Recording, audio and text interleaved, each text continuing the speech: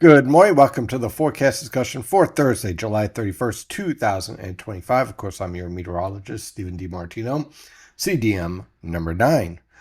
Well, our stationary front is hanging around the region, and we're already starting to see showers and thunderstorms developing to the north of this boundary. And some of those thunderstorms have already produced flash flooding conditions, especially around southeastern New York.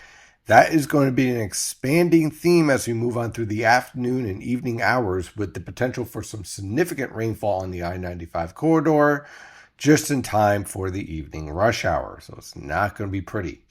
Temperatures this morning range from the mid 60s to mid 70s over the northern interior. We have upper 70s to mid 80s on the I-95 corridor, lower to mid 80s along the coast, with plenty of humidity. Look at our dew points already pushing up into the mid to upper 70s throughout the region.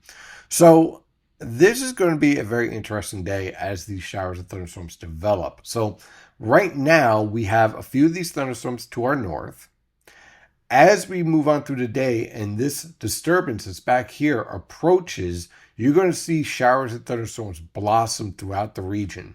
To the south of this boundary is where we have the potential here for thunderstorms that could reach severe levels. The reason why is because a measure that we use to study the atmosphere called CAPE is exceeding well over 1,500 joules per kilogram. It's actually pushing above 2,000 in some locations.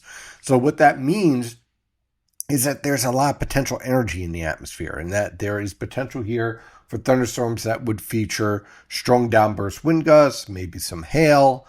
So certainly something that we're going to have to keep an eye on. But the primary concern here is the heavy rainfall, the potential here for torrential downpours that could push rainfall amounts easily in the 1 to 3 inch range. That's for the entire region. But there's going to be a few locations that will push over 3 inches, and there is a high threat here for flooding, especially urban flooding. And all that rainfall is going to be hitting into non-porous locations.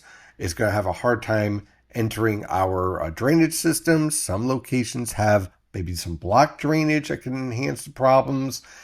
So it's not going to be pretty for this evening rush hour. So I want to stress, if you are driving towards an area of a submerged roadway, okay, with water covering that roadway, be careful. I suggest not trying to drive through it, because that water could be a lot deeper than you think, and before you know it, you're in rising water with a stalled out car engine or truck engine, and there's not much you could do but hope that someone's coming in to save you. So let's not go there.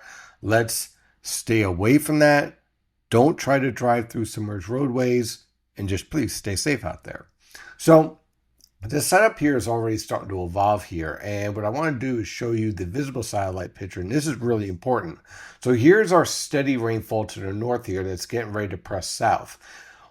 In the meantime, we have all this sunshine down here in central and southern New Jersey and southeastern Pennsylvania. The reason why that's a concern is because what I was talking about with the potential for instability. As the atmosphere warms because of the sunshine, the atmosphere is going to become unstable, and you're going to see cumulus just pop up all over the place around here as we get towards the afternoon hours. And that is going to be basically your infant stage for widespread showers and thunderstorms by this afternoon. And by 5 p.m., you have widespread thunderstorms and heavy downpours. And again, just very poor driving conditions setting the stage. On the infrared satellite picture, you can see the cold cloud tops are starting to expand. They'll really expand this afternoon. Expect a lot of yellows and reds setting up around the northern mid-Atlantic as this heavy rainfall event unfolds. So let's dive into this forecast. For today, showers and thunderstorms will be developing throughout the region. Over the northern interior, temperatures will range from the mid-70s to the mid-80s, as some locations will have steady rainfall with some of these slow-moving thunderstorms, and other locations will have a bit more of a break and allow your temperature to move up into the mid-80s. Around the New York City metro, you're going to be in the mid to upper 80s. In the Philadelphia metro, central New Jersey, and southern New Jersey, upper 80s to lower 90s, with the heat index pushing up into the upper 90s. In fact, already here in central New Jersey in Freehold, we have a temperature of 86, but with all the humidity in the atmosphere, it feels like 99. So you can see what the potential here of these tropical downpours. By this afternoon and this evening, widespread showers and thunderstorms, torrential downpours that will continue through the overnight hours.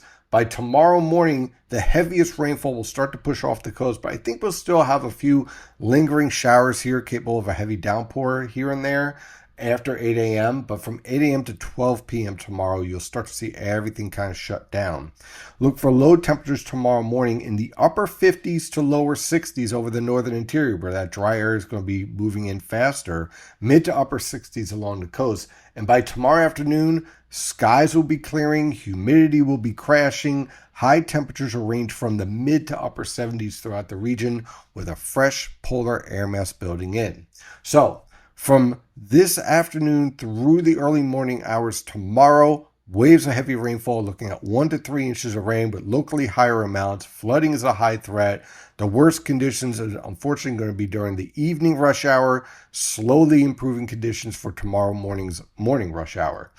So by the time we get to tomorrow afternoon, it's going to actually be pretty nice. Much lower temperatures, lower humidity, and that sets us up for Saturday and Sunday with excellent weather conditions and high pressure in control. And heck, you could expand that all the way into Monday with low temperatures in the mid to upper 50s over the northern interior, lower to mid 60s along the coast, high temperatures in the mid to upper 70s over the interior, upper 70s to lower 80s along the coast. And on the I-95 corridor, basically the lower to mid 80s can be expected. Very nice weather conditions are on the way. On Tuesday, we'll have a trough pass through the region with an isolated shower or two, but for the most part, look at scattered cloud cover. Look for low temperatures in the lower to mid 60s over the northern interior, mid to upper 60s along the coast and in your urban areas. High temperatures will range from the lower to mid 80s over the northern interior, upper 80s to lower 80s along the coast, and upper 70s to lower 80s along the coast, and mid to upper 80s on the I-95 corridor. On Wednesday, a stationary front is going to slip south as a very weak cold front with a few widely scattered showers around the region. In the meantime, an area of low pressure is going to be developing around Virginia. So look for low temperatures in the lower to mid 60s over the northern interior, upper 60s to lower 70s along the coast, high temperatures in the mid to upper 70s. By the time we get to Thursday, that area of low pressure is moving through our coastal waters with periods of showers, possibly some heavier downpours.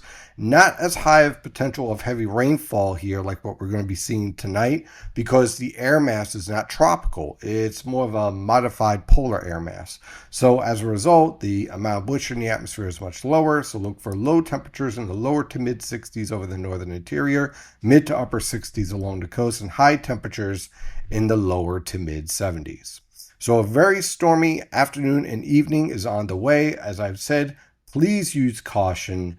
Don't drive through submerged roadways. And as always, stay safe out there.